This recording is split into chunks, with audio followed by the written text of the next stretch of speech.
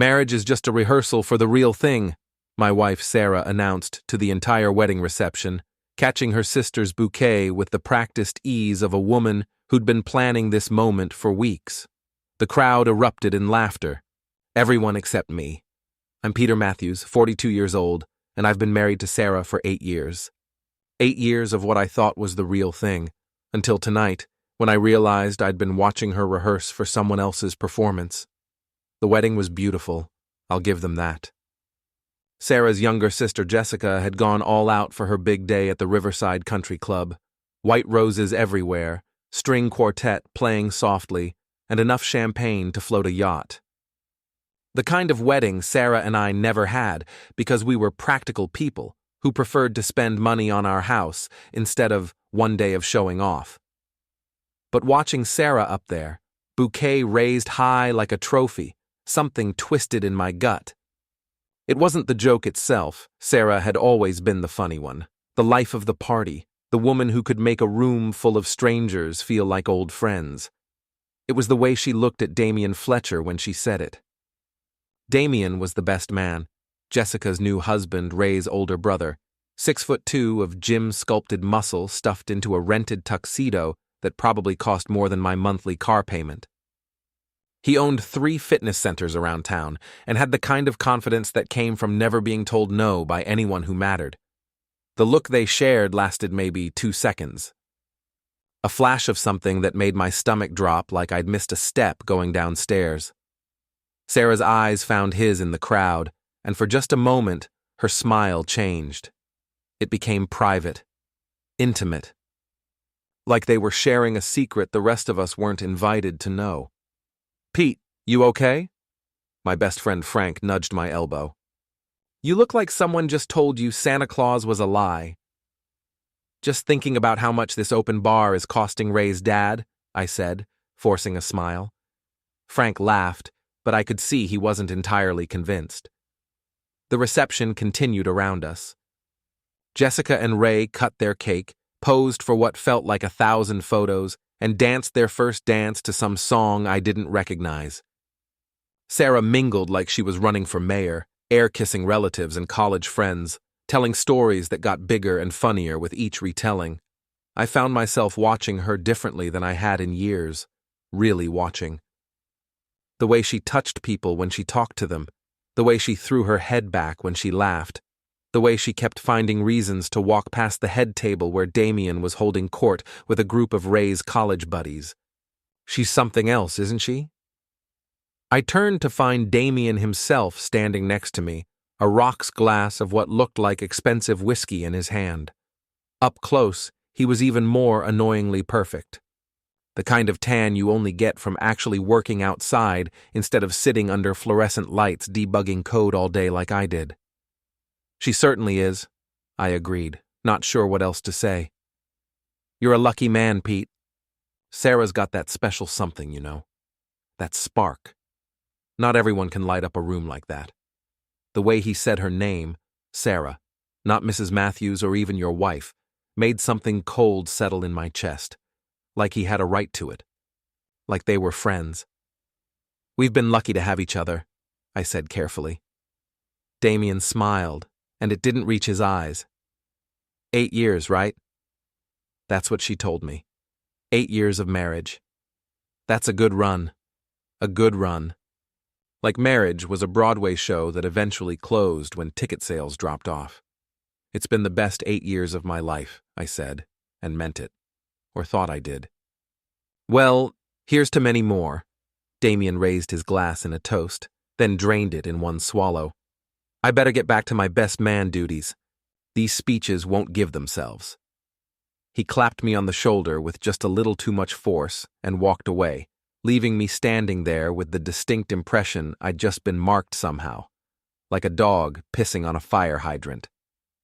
The speeches came after dinner. Ray's father welcomed Jessica to the family. Jessica's maid of honor told embarrassing stories about their college years. Damian stood up and delivered a perfectly crafted 5-minute toast about love, commitment, and the importance of finding your perfect match. "Some people spend their whole lives looking for the right person," he said, his eyes scanning the crowd. Others are lucky enough to recognize them when they're standing right in front of them. The key is being brave enough to reach out and take what you want, even if it means changing everything you thought you knew about yourself. The crowd applauded. Sarah applauded. I sat there wondering if I was losing my mind or if the best man had just delivered a speech about stealing other men's wives. After the speeches, the dancing started in earnest. Sarah pulled me onto the floor for a slow song, and for a few minutes, everything felt normal again. She smelled like the perfume I'd bought her for Christmas and the wine she'd been drinking all evening. Her hand was warm in mine, and when she looked up at me, I saw the woman I'd fallen in love with 9 years ago. "Having fun?" she asked. "Sure. It's a beautiful wedding." Jessica looks so happy. I hope Ray knows how lucky he is. I'm sure he does.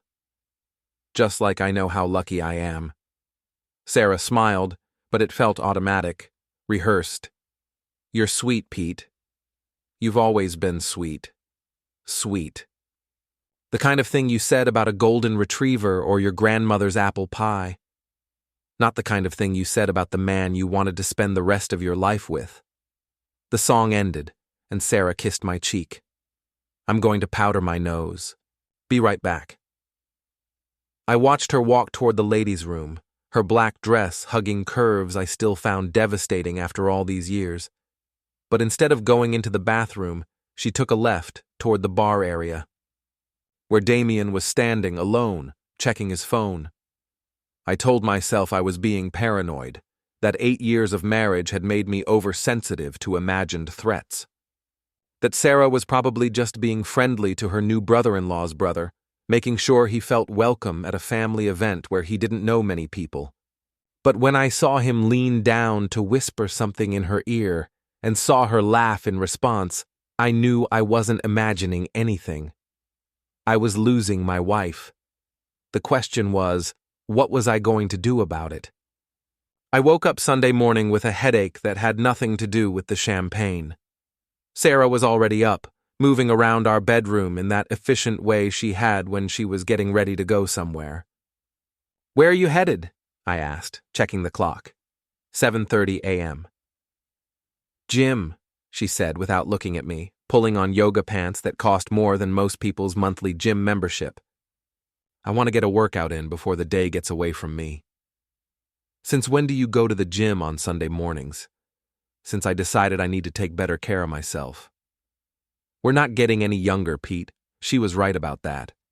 At 39, Sarah still looked amazing, but I could see the small changes that bothered her. The lines around her eyes that appeared when she smiled, the way she turned sideways in front of mirrors now, checking her profile. "Which gym?" I asked, though I was pretty sure I already knew the answer. "Fletcher Fitness, the new one downtown. Damian gave me a guest pass last night, said I should try out their morning yoga class. Of course he did. That was thoughtful of him. He's a nice guy.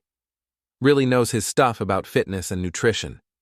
Did you know he used to be a personal trainer for some Hollywood actors? Before he opened his own places, I mean. I didn't know that, but I was sure I was about to learn a lot more about Damian Fletcher's impressive resume. When will you be back? Couple hours, probably. The class is 90 minutes, and I might grab coffee with some of the other women afterward. You know how it is. New gym, new people. I did know how it was.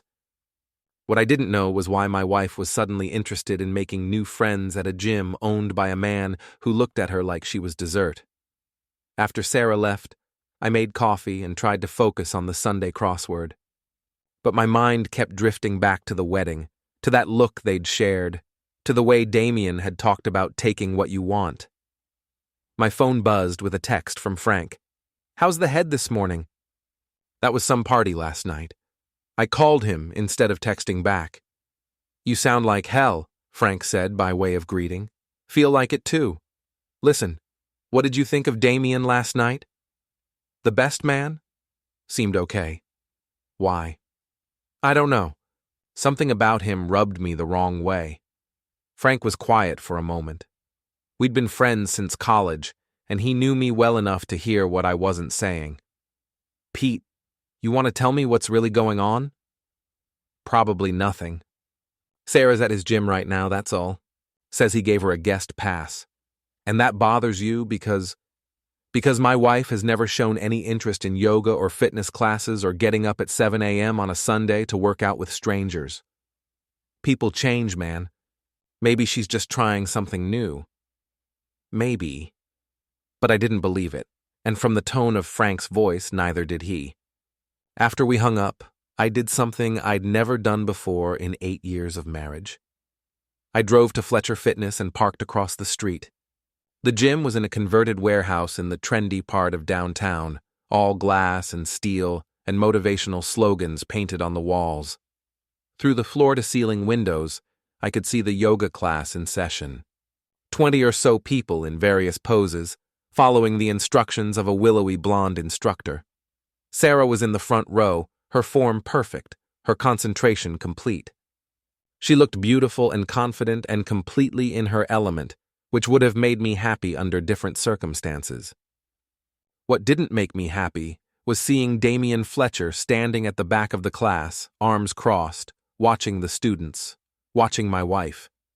I sat in my car for the full 90 minutes, feeling like a stalker and hating myself for it. When the class ended, I watched the students file out, some heading for the locker rooms, others gathering their mats and leaving. Sarah didn't leave. Instead, she walked over to where Damian was standing. They talked for a few minutes, close enough that she had to tilt her head back to look at him. He gestured toward what looked like his office, a glass-walled space overlooking the main gym floor. They disappeared inside. I waited another hour. When Sarah finally emerged, her hair was different, pulled back in a ponytail instead of the bun she'd worn during class. Her cheeks were flushed, and she was smiling in a way I hadn't seen in months. Damian walked her to the door, his hand resting lightly on the small of her back. They stood there talking for another few minutes before Sarah finally left. I drove home fast enough to beat her there and was sitting at the kitchen table with my laptop open when she walked in. "How was yoga?" I asked without looking up from the screen. "Great. Really challenging, but in a good way. I think I'm going to sign up for a membership." "That's nice. Make some new friends?" "A few." Everyone was really welcoming, and Damian gave me some great advice about nutrition and meal planning. "Did you know that most people don't eat nearly enough protein? He says I should be having at least 20 grams with every meal." "Damian says a lot of things, apparently." Sarah stopped in the middle of pulling a water bottle from the refrigerator. "What's that supposed to mean?" "Nothing. Just that you've mentioned his name about 6 times since you walked in the door." "He owns the gym, Pete. Of course I'm going to talk about him when you ask about the class." She was right, and I was being an ass. But something about the way she said his name, the same casual familiarity I'd noticed from him the night before, made my teeth itch. "You're right. I'm sorry. I guess I'm still feeling last night." Sarah's expression softened. She came over and kissed the top of my head, and for a moment, everything felt normal again. "Why don't I make us some breakfast? We could spend the day being lazy, maybe watch a movie." "That sounds perfect." But as she moved around the kitchen, making pancakes and coffee, I caught her checking her phone twice. Both times, she smiled at whatever she was reading before quickly putting the phone face down on the counter. I told myself it could be anything. Work emails, texts from Jessica about the wedding, messages from friends. It didn't have to be him. But when her phone buzzed a third time and she practically lunged for it, I knew it was.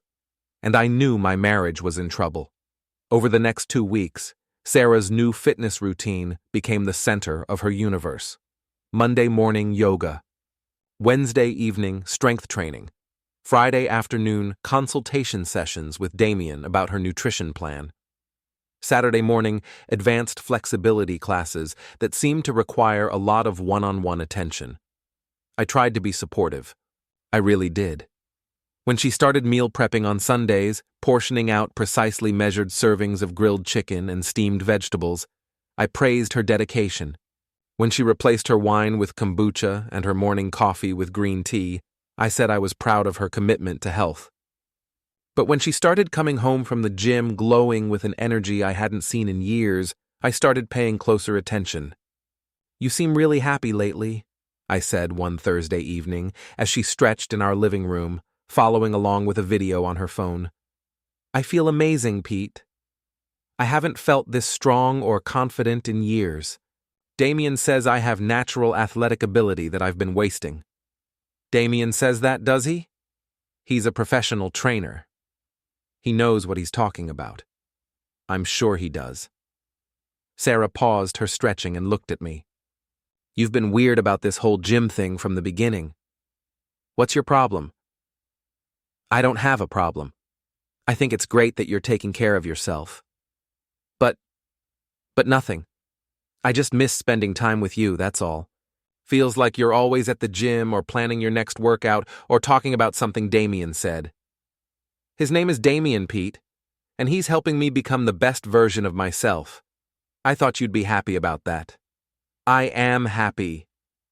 I just wish I was part of it somehow." Sarah's expression softened. "You could be. Damian's always saying I should bring you in for a consultation. He could design a program for you too." The last thing I wanted was to spend time with Damian Fletcher, but I heard myself saying, "Maybe I will." "Really? That would be amazing. I'll set something up." That night, after Sarah fell asleep, I did something else I'd never done before. I went through her phone. I felt sick doing it, but I had to know. The password was our anniversary date. At least that hadn't changed. Her text messages were mostly normal, work stuff, conversations with her sister about wedding thank you notes, plans with friends. But there was a thread with someone listed as DF that made my blood run cold. The messages went back 2 weeks, starting the day after the wedding. "DF, great meeting you last night. Looking forward to helping you reach your goals. Sarah, thanks again for the guest pass. See you Sunday. DF, you're a natural. Most people take months to get poses that came easily to you. Sarah, you're a good teacher. Patient. DF, you're a good student. Focused. I like working with people who are serious about transformation." The messages got progressively more personal. Damian sharing articles about nutrition and mindfulness. Sarah asking questions about his background, his business, his philosophy about fitness and life. And then, from 3 days ago, DF. "You looked incredible today. That new workout gear really shows off your progress." Sarah. "You think so? I wasn't sure about the color." DF. "Trust me. You looked amazing. Pete's a lucky man." Sarah. "Thanks. That means a lot coming from you." DF. "I mean it. You're special, Sarah. Don't let anyone make you forget that." I stared at that last message until my eyes burned. Don't let anyone make you forget that. Like I was the one making her feel ordinary. Like I was the problem. I scrolled back through weeks of messages, looking for something more explicit, some smoking gun that would prove what I already knew in my gut. But Damian was too smart for that. Everything could be explained away as professional encouragement, friendly support, the kind of thing any good trainer might say to a client. Except for the way it made my wife light up like Christmas morning. I put the phone back exactly where I'd found it and lay awake until dawn, staring at the ceiling and trying to figure out what to do next. The consultation with Damian was scheduled for the following Tuesday. Sarah was practically bouncing with excitement as we drove to the gym together. "You're going to love him, Pete. He's so knowledgeable and he really cares about helping people achieve their potential." "I'm sure he's great." Fletcher Fitness was even more impressive from the inside. State-of-the-art equipment, motivational music pumping through invisible speakers, beautiful people in expensive workout clothes doing things that looked like torture but apparently felt amazing. Damian emerged from his office wearing a tight black t-shirt and a smile that was probably supposed to be welcoming but felt predatory. "Pete, great to finally meet you properly. Sarah's told me so much about you. His handshake was firm enough to make a point, without being obviously aggressive. The kind of power play that successful men use to establish dominance while maintaining plausible deniability. "She's told me a lot about you too," I said. "All good, I hope. Come on, let's go somewhere we can talk." His office was designed to impress. Certificates and awards covered one wall. Photos of Damian with various celebrities and athletes covered another. The desk was clean except for a computer, a water bottle, and a framed photo of him crossing the finish line of what looked like a marathon. "So, Sarah tells me you work in IT. That's a tough field to stay healthy in. Lots of sitting, lots of stress, irregular hours. It has its challenges. I bet. Most of my clients in tech come to me with the same issues. Back problems, weight gain, low energy, relationship stress. Relationship stress." I wondered if that was a standard part of his consultation, or if Sarah had mentioned problems at home. "Sarah seems to be thriving with your program. She's incredible. Natural athlete, great attitude, really committed to the process. You're lucky to have a wife who takes such good care of herself." "I've always thought so." "The thing is, Pete, fitness is about more than just physical health. It's about confidence, self-esteem, discovering what you're really capable of.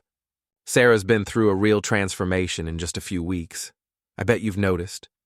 I had noticed. That was the problem. "She seems happy." "She is happy.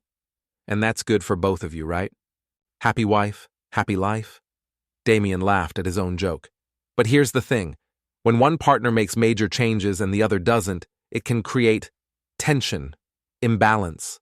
That's why I always encourage couples to work on their health together." "Is that your professional recommendation?"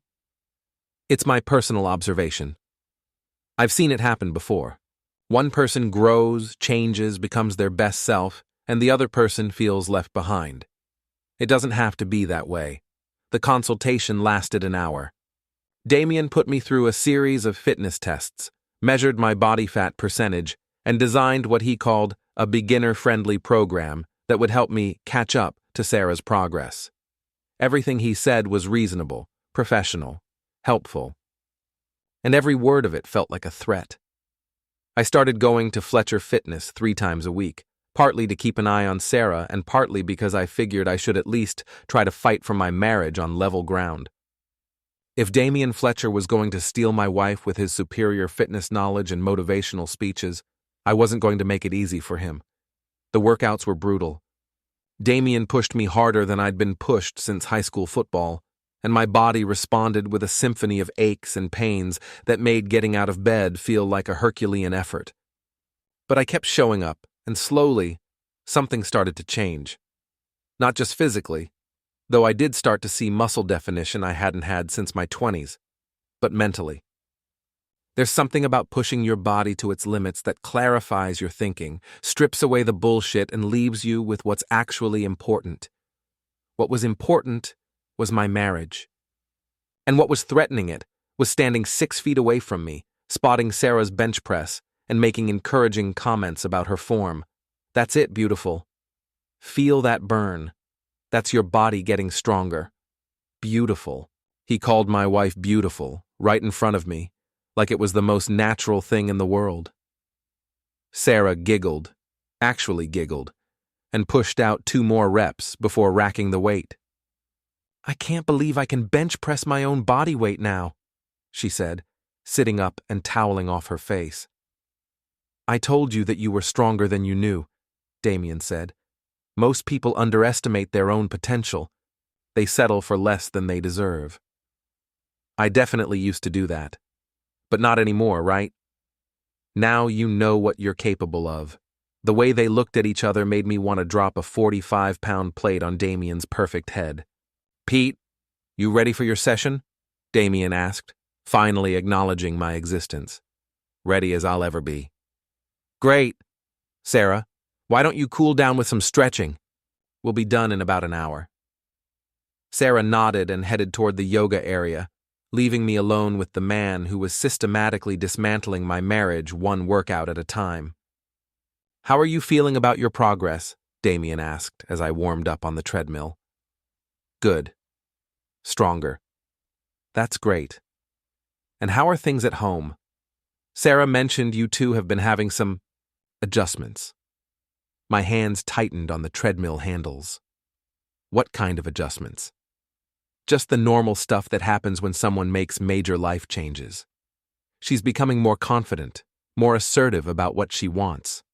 That can be challenging for partners who are used to the old dynamic. The old dynamic? You know, comfortable, predictable, safe. He said the word safe like it was a disease. Sarah's discovering that she doesn't have to settle for safe anymore. She deserves passion, excitement, someone who really sees her for who she is. I stopped the treadmill. Are we still talking about fitness? Damian smiled, and for the first time, he dropped the pretense of professionalism. We're talking about life, Pete. About not wasting the time you have on things that don't make you happy. And you think my marriage makes Sarah unhappy? I think Sarah is realizing she has options she didn't know she had before. Options like you? Options like becoming the woman she was always meant to be. I wanted to hit him. I wanted to grab him by his perfect throat and explain exactly what I thought of his philosophy about not settling for safe. But we were in a public gym, surrounded by witnesses, and Damian was clearly hoping I'd lose my temper and give him an excuse to throw me out. Instead, I stepped off the treadmill and looked him straight in the eye. Let me be clear about something, Damian. Sarah is my wife. We've been together for 9 years, married for 8. We've built a life together, a partnership based on love and respect and commitment. If you think you can destroy that with protein shakes and motivational speeches, you're not as smart as you think you are. I'm not trying to destroy anything, Pete. I'm just helping Sarah become her best self. If that threatens you, maybe you should ask yourself why. It doesn't threaten me. You threaten me. The way you look at her, talk to her, touch her. The way you're trying to convince her that everything she had before she met you was somehow inadequate. I've never touched your wife inappropriately. But you want to? Damian's smile widened.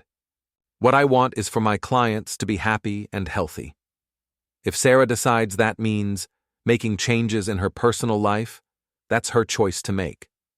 Not if I have anything to say about it. But that's just it, Pete. You don't have anything to say about it. Sarah's an adult. She gets to choose her own life, her own happiness, her own future. And if that future doesn't include you... He shrugged. Well, that's not really my problem, is it? I left the gym without finishing my workout, my hands shaking with rage, and something that felt uncomfortably like fear. Sarah was still stretching when I walked past the yoga area, her body twisted into some impossible pose that showed off exactly how flexible she'd become. She looked up as I passed. Leaving already? Not feeling great. I'll wait for you in the car. Actually, I'm going to stay for the 7 o'clock class. Damian's introducing a new routine tonight. Can you just head home? I'll get a ride. A ride. From Damian, presumably. Sure. See you later.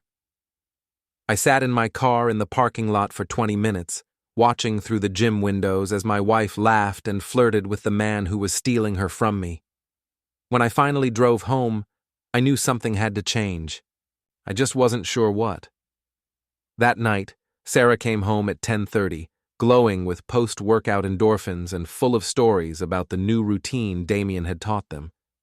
It's called dynamic resistance training, she explained as she made herself a protein shake in our kitchen. You use your partner's body weight to create resistance instead of machines or free weights. It's incredibly effective, and it builds trust and communication. Sounds intimate. It's not intimate, Pete. It's fitness. Although I guess there is a certain connection you develop when you're working that closely with someone. Connection.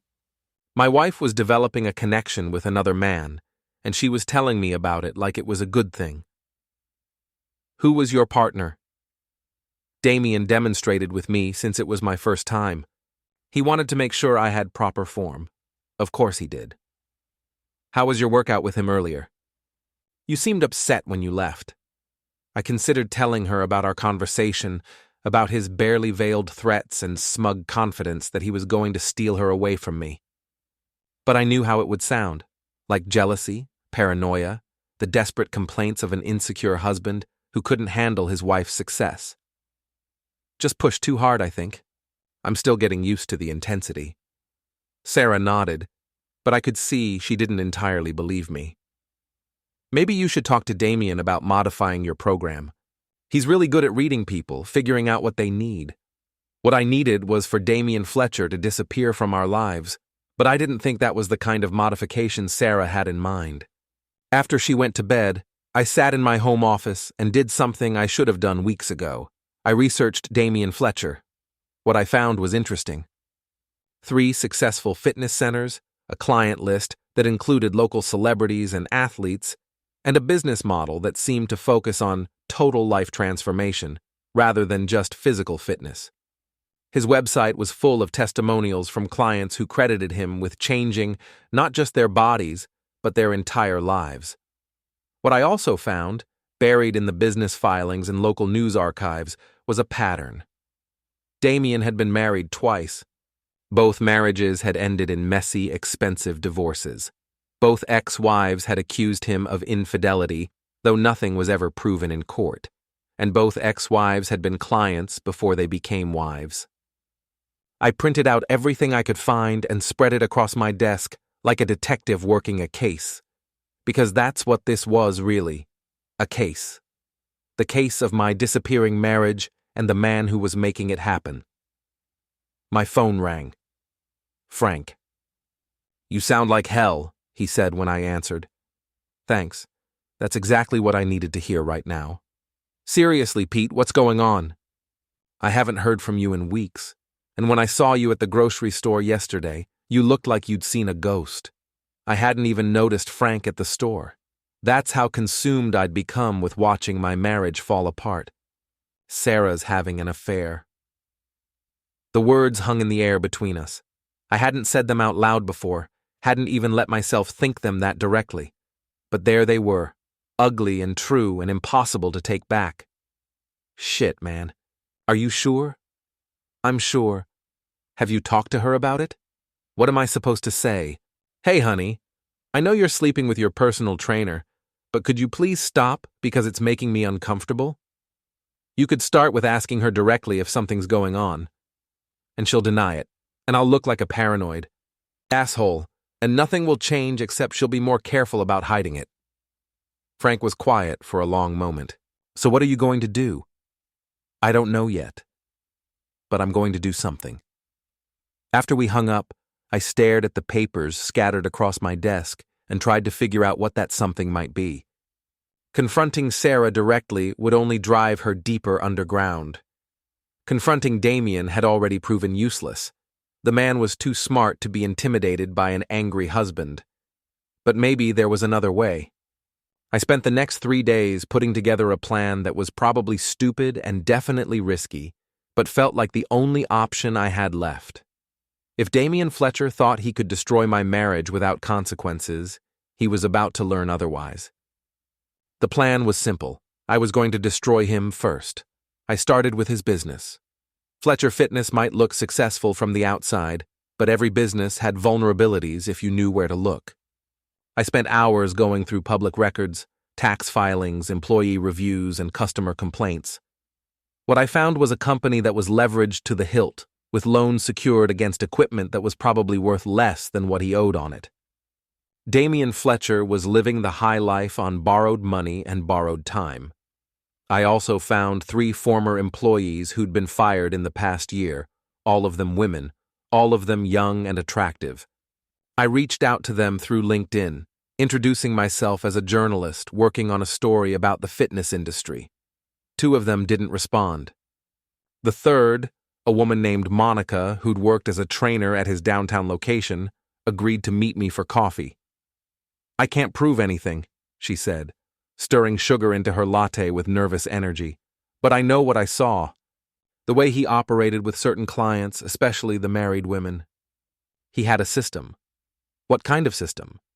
"First, he'd identify the ones who were vulnerable.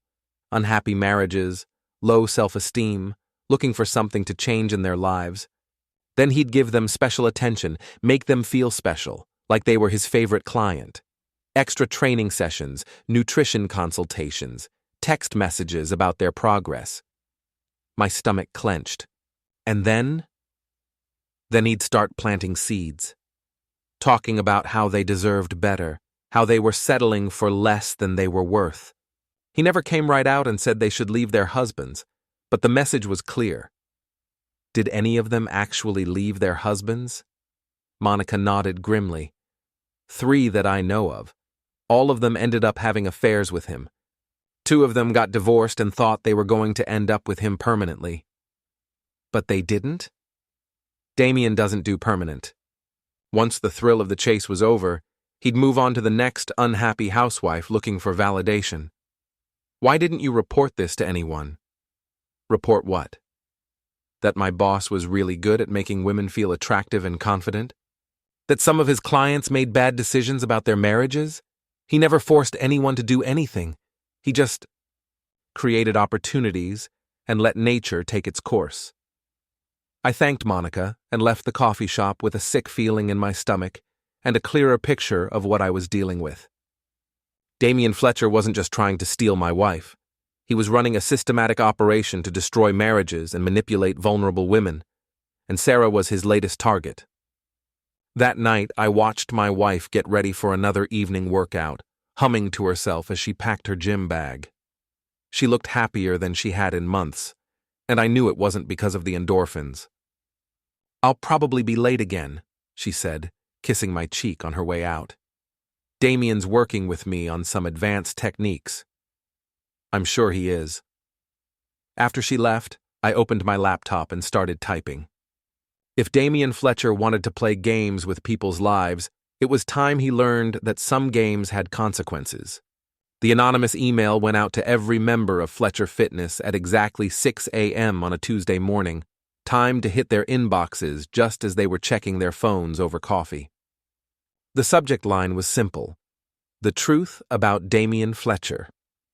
Inside was everything I'd learned about his business practices, his pattern of targeting married women, and testimonials from Monica and the other former employee who'd finally agreed to talk. I included copies of the divorce filings from his ex-wives, highlighting their accusations of infidelity and emotional manipulation. I also included screenshots of his text messages with Sarah. Getting those screenshots had required another violation of her privacy that made me sick to my stomach, but I'd reached the point where playing fair felt like bringing a knife to a gunfight. Damian Fletcher had been systematically destroying my marriage for months. It was time to return the favor. The response was immediate and devastating. By 8 a.m., Fletcher Fitness's phone was ringing non-stop with membership cancellations. By 10 a.m., the story had been picked up by a local blogger who specialized in fitness industry scandals. By noon, it was trending on social media with the hashtag FLETCHERFITNESSFRAUD. I watched it all unfold from my office, monitoring social media feeds and news sites like a general tracking a military campaign. It was brutal and efficient, and everything I'd hoped it would be. Sarah called me at 2 p.m., her voice shaking with rage. "What did you do?" "I don't know what you mean." "Don't lie to me, Pete. I know this was you. The email, the screenshots of our private messages. Who else could have done it? Maybe someone else who was tired of watching Damian Fletcher destroy marriages for sport. You had no right to go through my phone. You had no right to violate my privacy like that. And you had no right to have an affair with your personal trainer, but here we are." The silence on the other end of the line stretched so long I thought she might have hung up. "I'm not having an affair," she said finally. "Not yet." "But you were going to." "You don't know that." "I know you, Sarah. I know when you're lying, and I know when you're falling in love with someone else. The question is, what are you going to do about it now?" "I'm coming home. We need to talk." She hung up before I could respond. I spent the next hour pacing around our house, practicing speeches and trying to prepare for the conversation that would either save my marriage or end it. When Sarah's car pulled into the driveway, my heart was beating so hard I could feel it in my throat. She came through the front door like a storm system, her face flushed with anger and something that might have been relief. "You destroyed him," she said without preamble. "His business, his reputation, everything. The gym is closed. There are reporters calling him. His investors are pulling out. Good. Good? Pete, you ruined a man's life. He was trying to ruin mine. By helping me get in shape, by encouraging me to be confident and strong, by seducing you, by convincing you that your marriage was holding you back, by making you fall in love with him so he could add you to his collection of broken marriages." Sarah stared at me like she was seeing me for the first time. "You really believe that's what was happening?" "I know that's what was happening. I talked to his ex-employees, Sarah. I know about his pattern, his system for targeting unhappy wives. You weren't special to him. You were just another conquest." The words hit her like a physical blow. She sat down heavily on our couch, her hands shaking. "That's not... He said I was different, that we had a connection. He says that to all of them." "You're lying." I pulled out my phone and played her the recording of my conversation with Monica. As she listened to the description of Damian's systematic seduction of married clients, I watched her face cycle through disbelief, recognition, and finally, devastating understanding. "Oh, God," she whispered. "Oh, God, I'm such an idiot." "You're not an idiot. You're human. He's very good at what he does. I was going to leave you." The words came out in a rush, like she had to get them out before she lost her nerve. Not for him, at least I told myself it wasn't for him. But I was so unhappy, Pete. I felt invisible, like I was just going through the motions of being alive. And then Damian made me feel special, important, like I mattered. You do matter. You matter to me. But I didn't feel like I mattered to you. I felt like we were roommates, not lovers, like we were just existing together instead of really living. The accusation stung because it was partially true. We had fallen into a routine, a comfortable but passionless pattern of work and sleep and weekend errands. When had we stopped really seeing each other? "So what do we do now?" I asked. Sarah looked at me with tears in her eyes. "I don't know. I love you, Pete. I never stopped loving you. But I don't know if love is enough anymore. It has to be enough. It's all we have. Is it? Or do we have something better if we're willing to fight for it?" I sat down next to her on the couch, close enough to touch, but not quite touching. "I'm willing to fight. The question is, are you willing to stay?" She was quiet for a long time, staring at her hands folded in her lap. When she finally looked at me, I saw the woman I'd fallen in love with 9 years ago, not the confident, glowing version that Damian had created, but the real Sarah, complicated and flawed and beautiful and mine. "I'm willing to try," she said, "but things have to change. We both have to change, I know. And you have to forgive me. Even though I didn't technically cheat, I know I betrayed you. I know I hurt you. I have to forgive you, and you have to forgive me for destroying your friend." Sarah almost smiled. "He wasn't my friend. You were right about that. He was something else entirely." 3 months later, Fletcher Fitness was permanently closed. Damian Fletcher had left town, reportedly to start over somewhere else with a new business model and a new set of targets. I'd heard through Frank that he was in Denver now, running a life coaching practice that specialized in helping people break free from limiting relationships. Sarah and I started couples therapy. It was hard work, harder than any workout Damian had ever put me through. We had to learn how to see each other again, how to talk to each other, how to be partners instead of just roommates sharing a mortgage. But we did the work, both of us. And slowly, carefully, we started to rebuild something that was stronger than what we'd had before. Not perfect, nothing ever is, but real, honest, worth fighting for. Sarah still worked out, but at a different gym across town, one that focused on fitness instead of life transformation. She was still strong and confident, but now that strength was something we shared instead of something that divided us. As for me, I learned that sometimes protecting the people you love requires you to do things that feel wrong in the moment, but turn out to be exactly right. I'd destroyed a man's business and reputation, and I didn't feel guilty about it for a second. Some people might call that revenge. I called it justice, and sometimes justice and love are the same thing.